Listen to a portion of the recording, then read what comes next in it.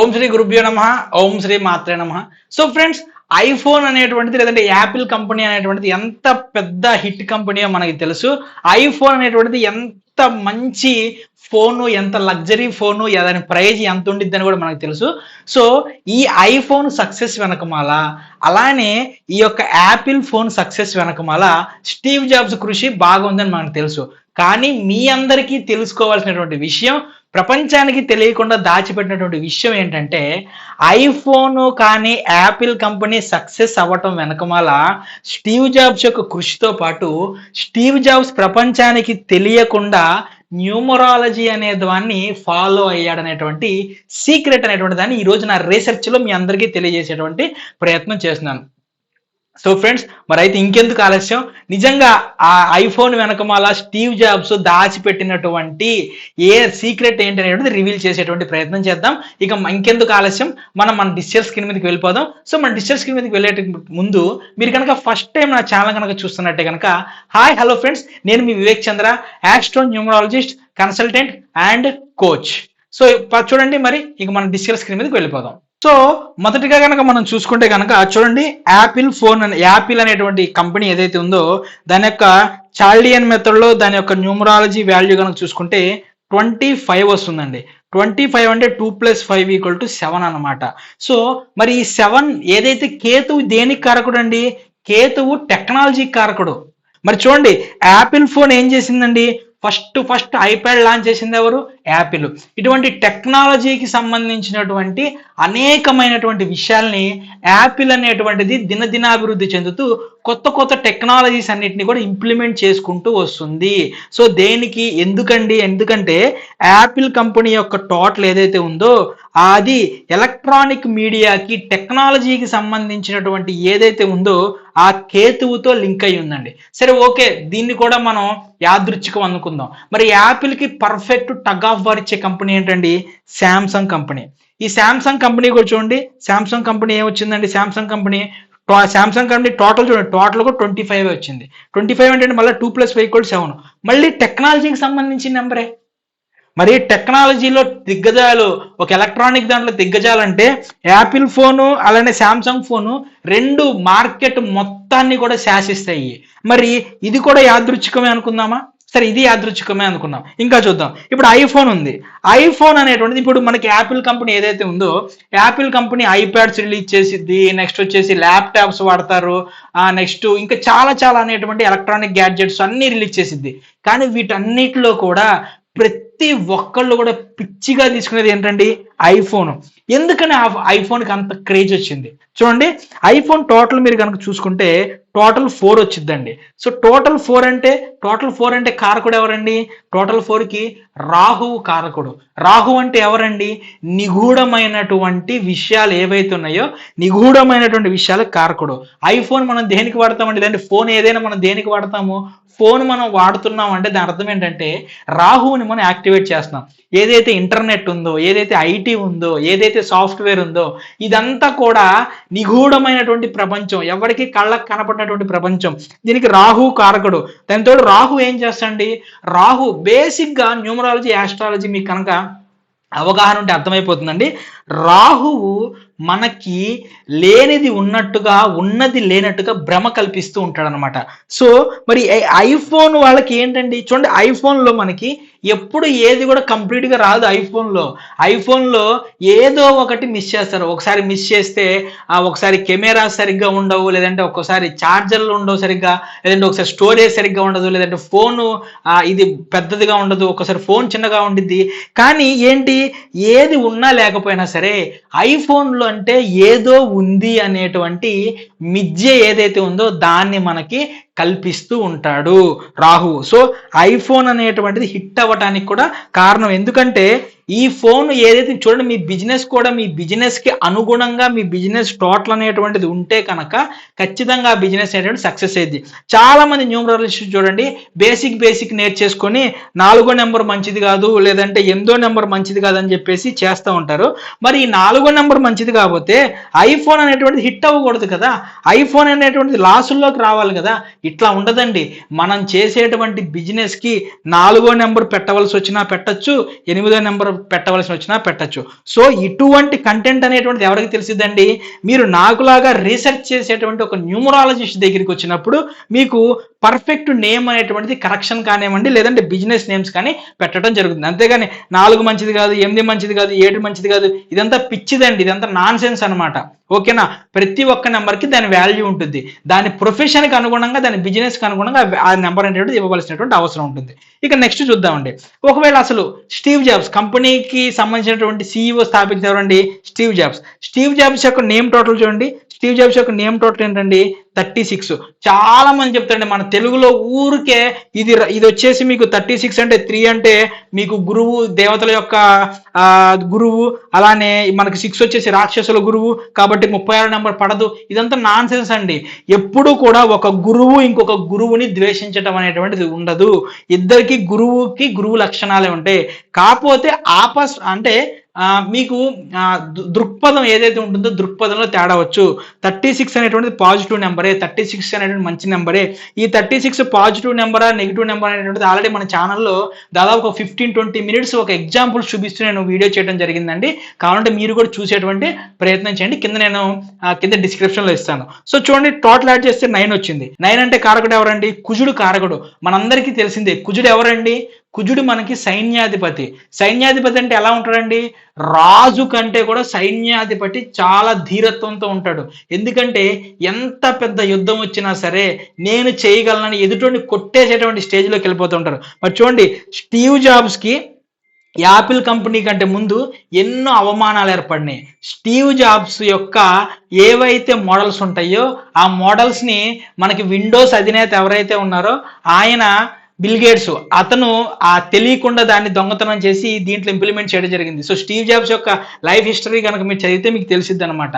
ఓకేనా? ఈ విధంగా స్టీవ్ జాబ్స్కి ఎన్ని కష్టాలు వచ్చినా, ఎన్ని నష్టాలు వచ్చినా సరే ఎదుర్కొని నిలబడి తనంటూ ఏంటో ప్రపంచానికి చూపించాడు. ఈ తనకంటూ ఏంటి ప్రపంచానికి చూపించేటువంటి నేచర్ ఎక్కడి నుంచి వచ్చిందండి?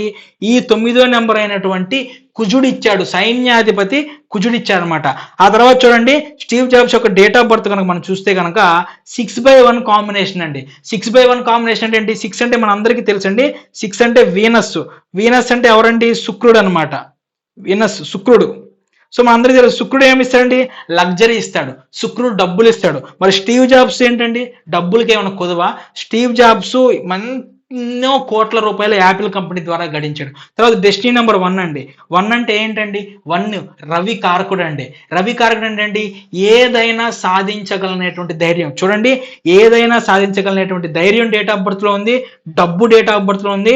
అలానే నేమ్ లో ఏదైనా సరే, ఎంత వచ్చినా సరే నేను తెగించి ముందలకు వెళ్తాను అనేటువంటిది అతని యొక్క నేమ్ టోటల్ లో ఉంది. మరి ఇవన్నీ కలిపి స్టీవ్ జాబ్స్ ని నెంబర్ 1 చేసినాయి. సరే, ఇవి ఏవైతే ఉందో ఇవి కూడా మనం యాదృచ్ఛికమే అనుకున్నాం.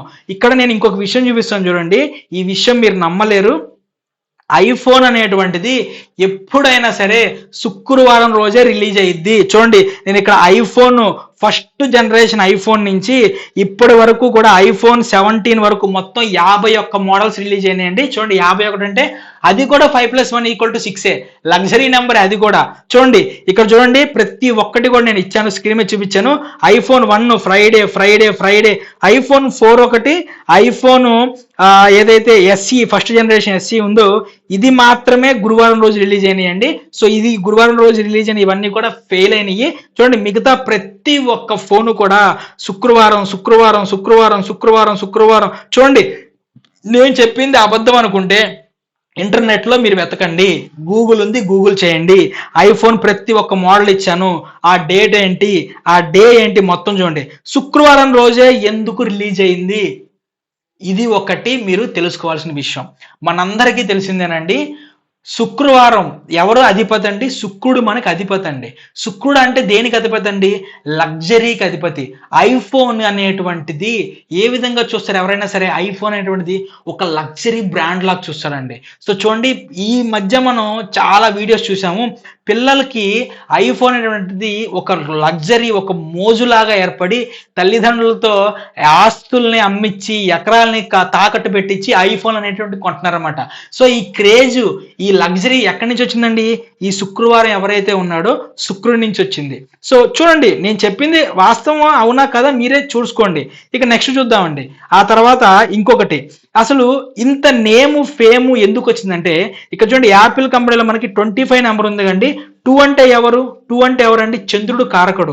చంద్రుడు దేనికి కారకుడు అండి? మనసుకు కారకుడు. అందుకే చూడండి, మీరు యాపిల్ బ్రాండ్ అయినా సరే, ఏ బ్రాండ్ అయినా సరే మనం తీసుకున్నప్పుడు మెంటల్ గా వీళ్ళు ఏమవుతారంటే, చూడండి ఎవరు తీసుకుంటారు యాపిల్ ని, శాంసంగ్ ని? ఎవరైతే ఇది ఒక లగ్జరీకి బ్రాండింగ్ అని ఏదైతే ఇది ఉంటుందో మన మనసు మీద ఒక ప్రభావాన్ని చూపించింది. తర్వాత 5 అంటే ఏంటండి? 5 అంటే బుధుడు కారకుడు, అంటే బుధుడు కమ్యూనికేషన్ కారకుడు. చూడండి యాపిల్కి సంబంధించింది కానివ్వండి, లేదా శాంసంగ్ సంబంధించిన వీళ్ళకి దేనికి సంబంధించినటువంటి ఒక చిన్న విషయం బయటకు వచ్చినా సరే అసలు ఏ ఒక్క పబ్లిసిటీ లేకుండానే మౌత్ టాకుతోనే మొత్తం వెళ్ళిపోయింది, ఇంటర్నెట్ లో వైరల్ అయిపోద్ది, ప్రతి ఒక్కటి వైరల్ అయిపోద్ది. ఎందుకు వైరల్ అవుతుందంటే చూడండి, ఇక్కడ ఎవరున్నారు? చంద్రుడు ఉన్నాడు, మనఃకారకుడు. 5 కమ్యూనికేషన్ కారకున్నాడు. మరి ఈ రెండు కలిపితే అవదా? చూడండి న్యూమరాలజీ ఎంత బాగా వర్క్ చేస్తుందో. సరే ఈ రెండు కూడా పక్కన పెడదాం. మరి నేను చెప్పాను కదా, శుక్రవారమే ఎందుకు రిలీజ్ చేశాడు స్టీవ్ జాబ్స్ అంటే, మీకు జేబీ మార్గన్ అని చెప్పి మీరు చూడండి. జేబీ మార్గన్ ఒక పెద్ద ఆర్థికవేత్త. అతను ఎంతో మంది యొక్క ఆర్థిక వ్యాపార లావాదేవీలన్నీ కూడా అతని చేతిలో ఉంటాయి. అతను ఒకటే కామెంట్ చెప్తాడు తెలుసా? ఏంటి తెలుసా? Billionaires don't believe numerology but they do.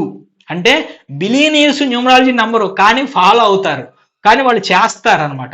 So ఈ విధంగా ఇదే కాదండి, ఇదే కాదు, ఇంకా చూడండి ఐఫోన్ అనేటువంటిది ఎక్కడా కూడా సింగిల్ డిజిట్ డేలో రిలీజ్ అవ్వలేదు. ఐఫోన్ అనేటువంటిది సింగిల్ డిజిట్ డేలో 1-2 సార్లు మాత్రమే రిలీజ్ అయిందండి.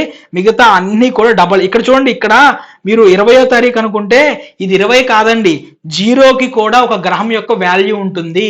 ఈ 0 అనేటువంటిది మనకి వేరే ఒక గ్రహం లాగా వర్క్ చేస్తుంది. ఆ గ్రహం ఏంటనేటువంటిది మన క్లాసుల్లో నేను చెప్తాను. ఆల్రెడీ మనం మొబైల్ న్యూమరాలజీ క్లాసులు అనేటువంటిది మనం స్టార్ట్ చేసామండి. 10 days కోర్స్ అనమాట. డైలీ 2.5 hours 3 hours క్లాస్ ఉంటుంది మీకు. అంటే దాదాపుగా 10 రోజుల క్లాసులో 25 గంటల లెక్చర్ అండి. ఒక మొబైల్ న్యూమరాలజీ మీద ఇంత డీటెయిల్డ్ గా చెప్పేటువంటి న్యూమరాలజిస్ట్ ఎవ్వరూ లేరండి. ఇంత క్లాసులు చెప్తా నేను లక్షల రూపాయలు తీసుకోవట్లేదండి. కేవలం 3,200 రూపాయల అతి తక్కువ ప్రైజ్ తో 10 days 25 గంటల పాటు మీకు క్లాస్ అనేటువంటిది ఉంటుంది. దీంట్లో మొబైల్ న్యూమరాలజీకి సంబంధించిన కంప్లీట్ పేర్స్ సిస్టమ్, ప్లేసుల సిస్టమ్, లాస్ట్ 4 digit సిస్టమ్, ప్రొఫెషన్కి అనుగుణంగా ఎలా తీసుకోవాలి, డేట్ ఆఫ్ బర్త్కి అనుగుణంగా ఎలా తీసుకోవాలి, ఒక మొబైల్ నెంబర్ చూసి అతన్ని ఏ విధంగా ప్రిడిక్ట్ చేయొచ్చు, ఏంజల్ నెంబర్స్ అంటే ఏంటి, డెవిల్ నెంబర్స్ అంటే ఏంటి, ఏంజల్ నెంబర్స్ డెవిల్స్ యొక్క కాంబినేషన్ ఏంటి, అలానే మొబైల్ న్యూమరోస్కోప్ ఏంటి, ఇవన్నీ ప్రతి ఒక్కటి నేర్పించడం జరుగుతుందండి. ఎంతో మంది స్టూడెంట్లు మన కోర్సులో ఎన్రోల్ అయ్యి 5 star రేటింగ్ ఇవ్వడం జరిగింది. సో మీరు కూడా కావాలనుకుంటే కింద డిస్క్రిప్షన్ లింక్ ఇస్తాను, జాయిన్ అయ్యేటువంటి ప్రయత్నం చేయండి. ఓకేనా? ఇదనమాట.